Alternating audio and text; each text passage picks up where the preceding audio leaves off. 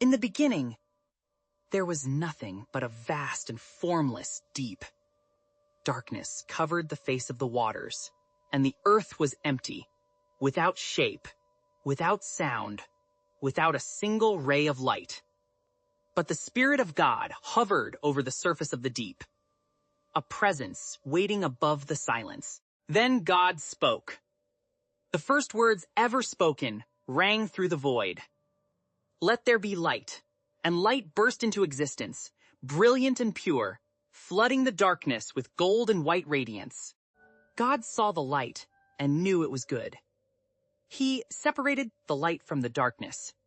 The light he called day, and the darkness he called night. And there was evening, and there was morning, the first day. On the second day, God spoke again. He commanded a vast expanse to open between the waters, separating the waters above from the waters below. A great vault stretched across the cosmos, a shimmering firmament of blue and violet and pale pearl. God called the expanse heaven. The earth still lay beneath, a world of water waiting for form. And there was evening, and there was morning, the second day. On the third day, God gathered the waters below into one place. The waters rushed and swirled, pulling back to reveal dry ground for the very first time. Mountains rose from the deep, continents took shape, coastlines carved themselves into the newborn world. God called the dry land earth, and the gathered waters he called seas. And God saw that it was good. But the third day was not finished. God spoke again across the new land. He commanded the earth to bring forth vegetation, grass and herbs and towering trees, each yielding seed according to its kind. Green life erupted everywhere. Forests covered the hills, meadows spread across the plains. Vines climbed the cliffs, flowers bloomed in every color. The world turned green and alive. And God saw that it was good. And there was evening, and there was morning, the third day. On the fourth day, God turned his attention to the heavens above. He spoke light into the firmament to separate day from night, to mark the seasons, the days, and the years. The greater light, the sun, ignited in a blaze of gold, filling the sky with warmth and brilliance.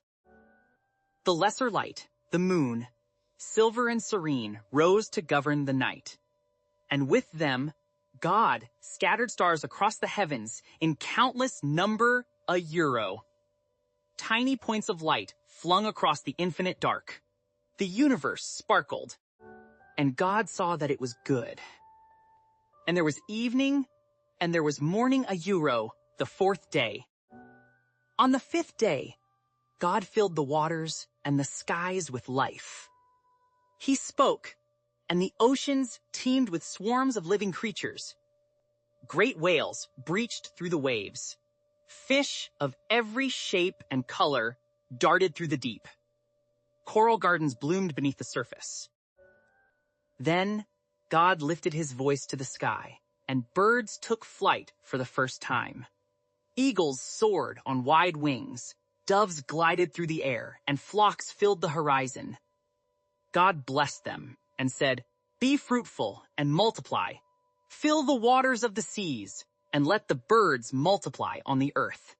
And God saw that it was good.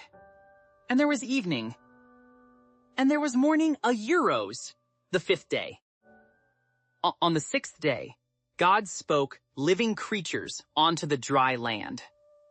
Cattle and creeping things and beasts of the earth emerged, each according to its kind. Elephants lumbered across the plains. Lions padded through the grasslands. Deer leaped among the trees. And every creature, great and small, walked the earth for the first time. The world was alive with the sound of breathing and movement. Then God paused.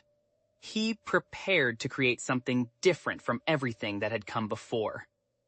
"Let us make man in our image after our likeness," God declared. And so God formed humankind from the dust of the ground. Male and female, he created them in his own image. He breathed into their nostrils the breath of life, and they became living souls. God blessed them and gave them dominion over the fish of the sea, the birds of the air, and every living thing that moved upon the earth. He looked upon all that he had made the light, the heavens, the land and seas, the vegetation, the sun and moon and stars, the creatures of water and sky and earth, and humankind, And behold, it was very good. And there was evening, and there was morning, the sixth day. On the seventh day, the heavens and the earth were finished. Every galaxy had been placed, every mountain carved, every flower bloomed, every living thing was breathing, every living was breathing. God rested from all his work on the seventh day,